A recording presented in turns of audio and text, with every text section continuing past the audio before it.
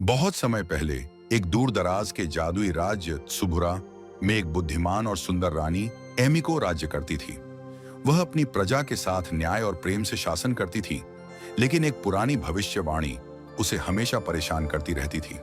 जब चांद गायब हो जाए और सितारे एकत्रित हों, दो दिल अलग अलग दुनियाओं से मिलेंगे। एक ऐसा प्रेम जो राज्य को बचाएगा या नष्ट कर देगा।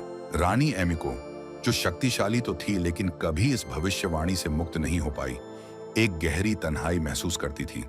उसका दिल किसी ऐसे प्रेम की तलाश में था जो समय और स्थान से परे हो, लेकिन उसने कभी ऐसा कोई नहीं पाया जो उस भविष्यवाणी के मुताबिक हो। एक दिन शाम को जब रानी अपने महल के बाग में सैर कर रही थी, तो उसने एक लड़का और लड़की को देखा। वे किसी और से अलग थे। लड़की हारुका एक जादुई प्राणी थी जिसकी आंखें लैवेंडर जैसी चमकदार और बाल आकाश की तरह दमकते थे।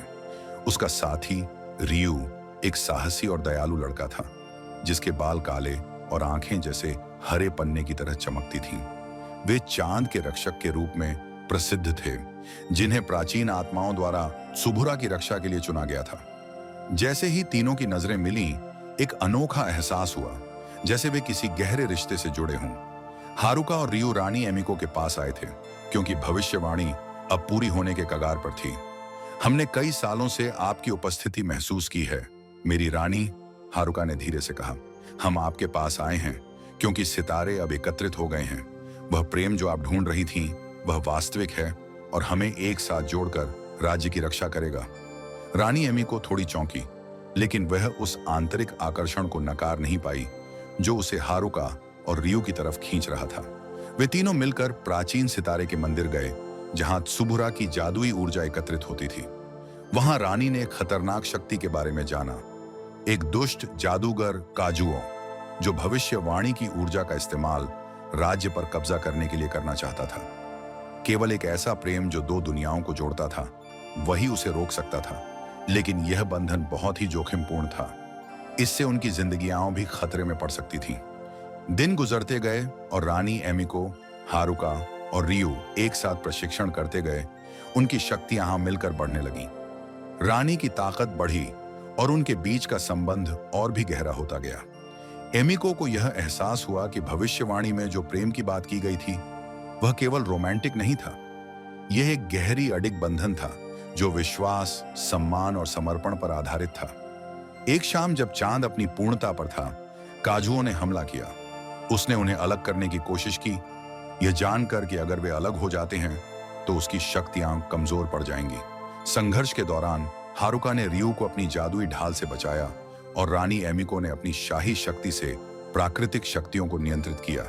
लेकिन काजुओं का अंधकार बहुत शक्तिशाली था। तभी रानी को भविष्यवाणी का सच्चा अर्थ समझ आया। यह प्रेम केवल एक व्यक्ति से दूसरे व्यक्ति के लिए नहीं था। यह एक ऐसा प्रेम था जो तीनों के बीच था, एक अविचल संबंध जो केवल एक परिवार, एक साझेदार और मित्र के रूप में ही संभव था। तीनों ने अपने जादू को एक साथ मिलाकर काजुओं के अंधकार को नष्ट कर दिया। काजुओं को बंदी बना लिया गया और उसकी बुरी शक्तियां राज्य से समाप्त हो गईं। इसके बाद रानी एमिको ने घोषणा की कि भविष्यवाणी सच हो चुकी है, लेकिन जिस तरह से वह सोचती थीं, वैसा नहीं। यह केवल एक प्रेम कहानी नहीं थी, बल्कि यह एकता और शक्ति की कहानी थी। हारुका और रियू उसके साथ रहते हुए राज्य की रक्षा करते रहे और वे तीनों एक साथ शासन करने लगे। उनके बीच का प्रेम और विश्वास अनंत हो गया और इस प्रकार त्सुबुरा राज्य समृद्ध हुआ, जादुई रानी और उसके विश्वास पात्र रक्षकों के साथ, जिन्होंने मिलकर राज्य को शांति और सुरक्षा दी। उनके दिल हमेशा एक दूसरे से जुड़े रहे और उनका प्रेम और मित्रता एक अमर कहानी बन गई। ऐसे ही जापानी रानी और जादुई लड़की और लड़के की प्रेम कहानी एक किंवदंती बन गई। एक प्रेम जो समय और जादू से परे था और वह बंधन जिसने उन्हें सभी को बचाया।